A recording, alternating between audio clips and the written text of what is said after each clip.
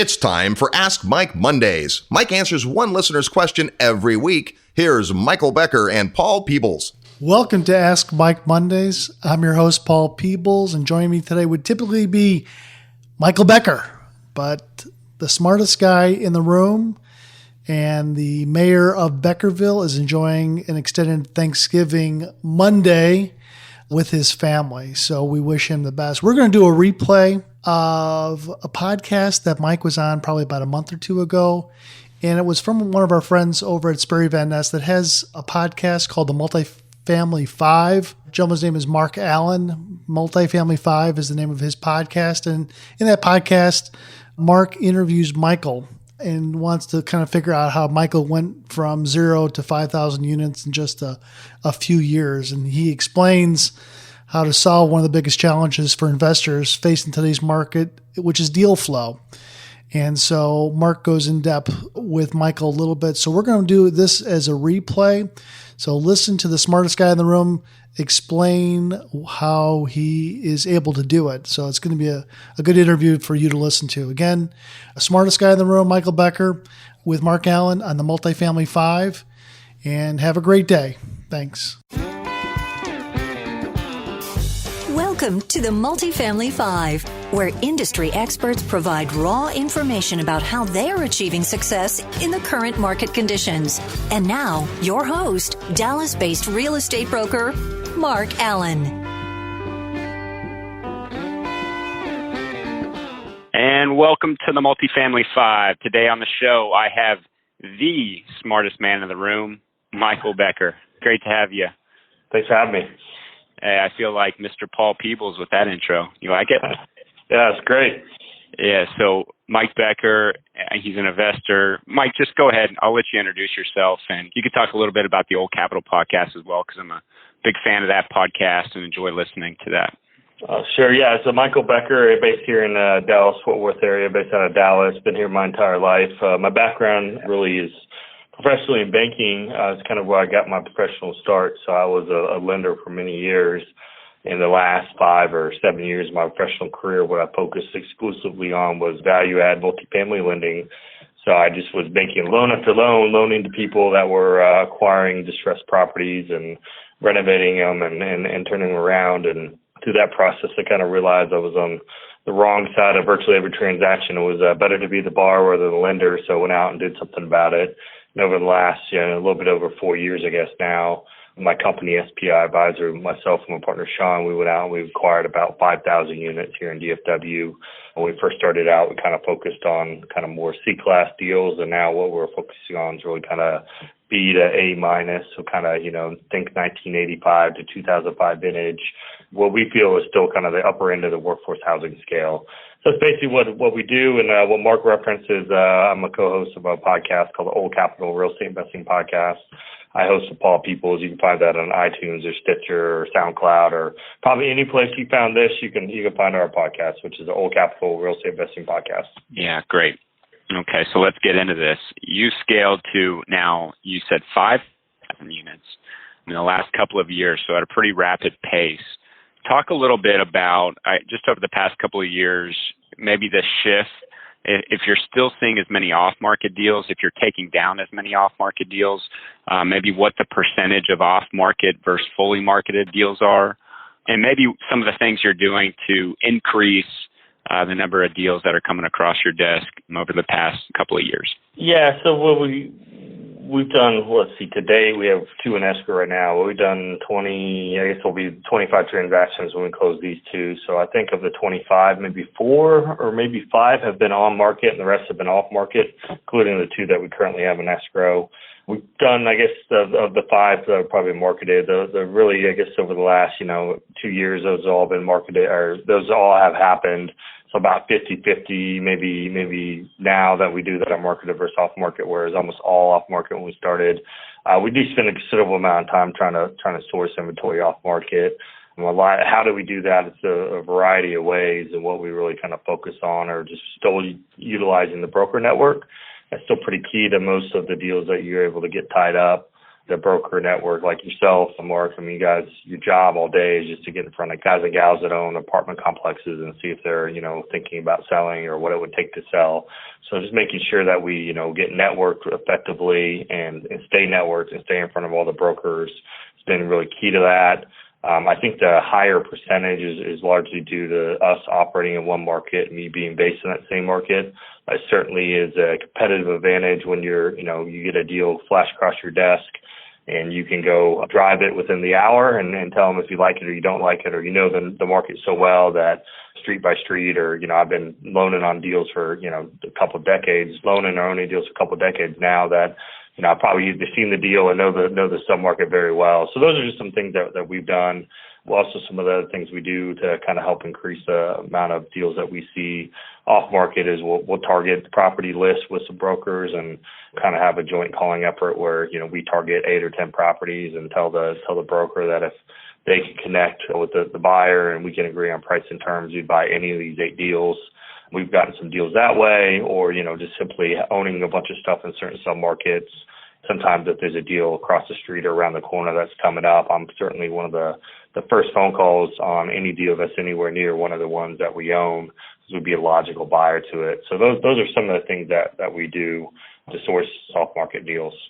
Yeah, what about connecting? You mentioned going after sellers yourself. Are you, out of those 25 transactions, and I guess I'm assuming that's all on the buy side, are you connecting directly with sellers, or do any sellers come directly to you?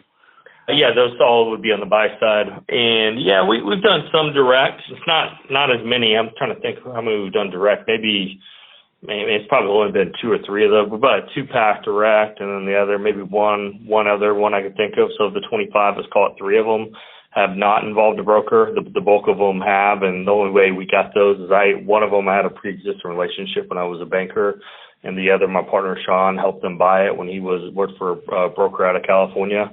So we had, previous track record with those groups. As far as like just somebody I haven't transacted with before going direct, I can't recall of another one that we've done. It's more challenging, all these deals somewhere along the life cycle of a transaction. There's a point of conflict somewhere along the way, and having a good intermediary certainly helps overcome some of those challenges. So having a broker in the middle certainly helps, and then if I go direct to them, then they certainly question my price and my motive. And having a broker in the middle kind of soothes that process a little bit, and it's kind of an arbitrator when you have little issues that pop up during the life cycle of a deal. So we try not to go too much direct because it just hasn't been as effective, and I think our time is better spent using the resources of others like yourself, Mark, to have you go spend your time and your efforts calling on these owners. I mean, your likelihood of success is relatively small as a percentage basis to every phone call that you make. And then if I get multiple brokers out there calling on my behalf, I got a lot of manpower that's someone else's nickel that they don't get paid unless we actually do a deal. So it's a more efficient way of going about it in my estimation. Okay. So, the environment today in the multifamily space all across the nation is changing. The sellers' expectations are changing. Buyers are underwriting deals different. Let's talk a little bit about underwriting. What are you doing to get deals done, get into best and final rounds, and beat the competition to take down deals? So, part of it is we don't compete as much compared to some people. If you're just getting a broker's package on a listed deal and then you're fighting it out against, the 10 other offers and the 2 or 3 other people in the best of final with you, those are more difficult scenarios to win. So we try not to do that the best we can, again, focusing off market. But when you do get into a marketed situation, coming in strong with terms, I'm sure other people have mentioned that before. I mean, having relatively short closing time periods, going hard with earnest money, either day one or shortly thereafter. That is pretty much a necessity anymore to win any sort of deal in the marketplace. As far as underwriting goes, I don't think we changed our underwriting too much. We're just trying to source deals that have, 10% or greater in rental rate upside is kind of what we typically look for. So you can tend to pay a little bit more of a lower cap rate, a little bit more of an aggressive cap rate on in-place numbers, as long as you feel like you have documented upside in your rental rates. That's kind of what we focus on when we're doing deals. I know that's what most people try to look for as well. So I don't know if we really changed our underwriting too much. I know the taxes are becoming a little bit more challenging. So, you certainly can't underwrite 75 or 80 anymore. You got to be 80, 85 on pretty much any of these, or you're kidding yourself in Dallas-Fort Worth. So 80, 85% of the purchase price is what most people have to underwrite. Payroll's been another thing that's been kind of under pressure. Trying to hire and maintain good quality maintenance staff, that's become more of a challenge. So I think our labor cost and payroll costs are going up, and the biggest thing I'm starting to think will be the next thing that kind of be a headwind would be insurance. Here in North Texas, we got hit with, I think, 3 of our properties got hit with hail within the last year. And then now with the hurricane and flooding down in Houston, I'm curious if some of the carriers are just going to pull out of Texas, which would further exacerbate some of the insurance rates that we're going to have to go out and see. But those are some of the things that, we look at. We're just trying to, make sure we underwrite to market rents, and we have, some documented upside with what some of our competitors are doing. That's a pretty easy sell when you go into equity. If you can just say, hey, I go, the property down the street gets $100 more per unit, and they have, black appliances and backsplash and brushed nickel, and my units are pretty tired and haven't been renovated since the 80s. So if I just do what they do, I can raise my rents $100. That's a pretty easy story when you're going out and pitching equity. Yeah. What about your rent growth assumptions? Is that dependent on where the deal is in the Metroplex, or are you pretty much a flat across the board? When we're doing BOVs, we typically just rent growth at 3% across the board. Stay fairly conservative. We're typically more of take the approach. The first couple of years, we just try to find a property that's below market rents. And through our renovation program, we just try to burn off the loss of lease over the first couple of years. And usually year three forward, we'll either do somewhere between 2 and 3% rent growth. I mean, a lot of our stuff, especially the stuff that we have had in North Dallas over the last several years, I mean, you're talking organic rent growth of 7-8% for doing nothing but just turning your lease over or not even upgrading. I don't think is sustainable in our estimation. So trying to kind of predict the future, we just try to do 2 to 3%, and we also grow our expenses typically at the same rate that we grow our revenue. Try to kind of keep that in line as well.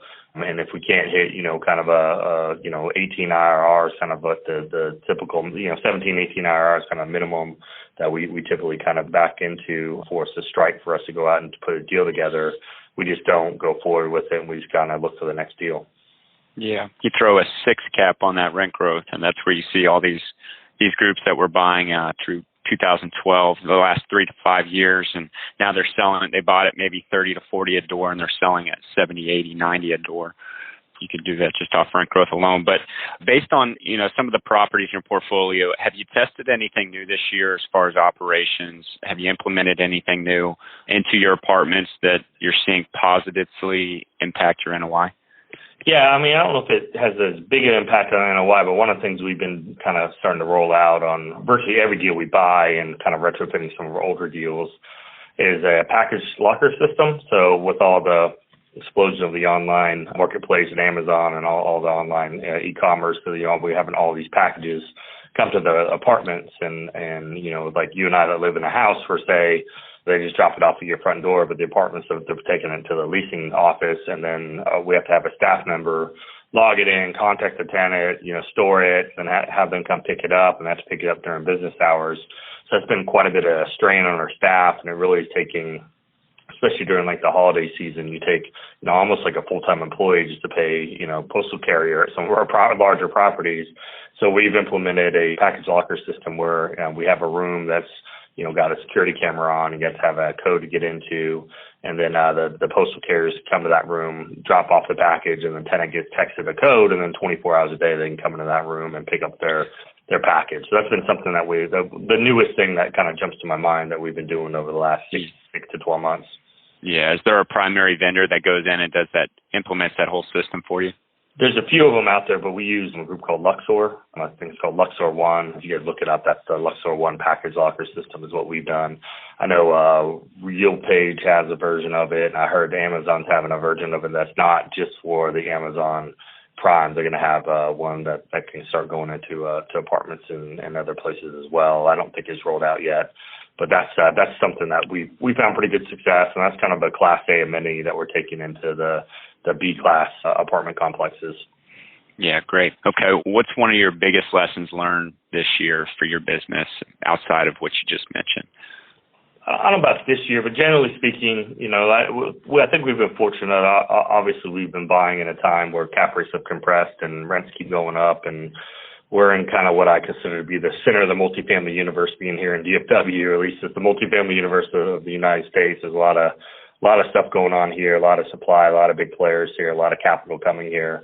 So we've been fortunate in that. Some of the smaller mistakes I think we've made is anytime I go into any deal a little bit light on the capitalization, like we're struggling and I'm trying to figure out, should I take an extra $100,000 or extra $200,000 in this deal? And I don't.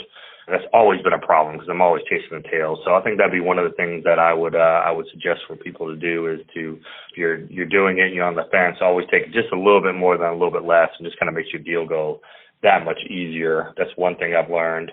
Really, if you're kind of starting out, you're trying to figure out how to crack a nut. I mean, this whole business is about, you got to get one, get educated, and two, you got to get networked with, both management companies, brokers, lenders, lawyers. You got to go out to events, go to places where you can meet people that, at events. Is how we met. We met at an event, and you just never know who you're going to meet and where that relationship can take you. But people do business with people they know, like, and trust. And if you're not out at an event, people don't get to know and like and trust you and meet you, then they're not going to do business with you. So little things like that kind of have come back, a year or two later, and proven to be the thing that's kind of pushed me over on a deal. When if I wouldn't have gone to that event, or I wouldn't have met that person, or I wouldn't have gone out and had drinks with that person that one night, I might not have won that deal.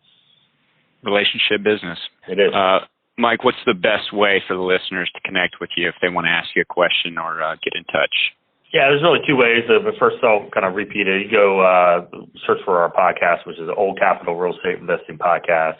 We have a website there, which is oldcapitalpodcast.com. You can find that there. Or, the company where we raise capital and do transactions is under SPI Advisory. So you go to our website, which is www.spiadvisory.com. That's SPI like spy advisory.com.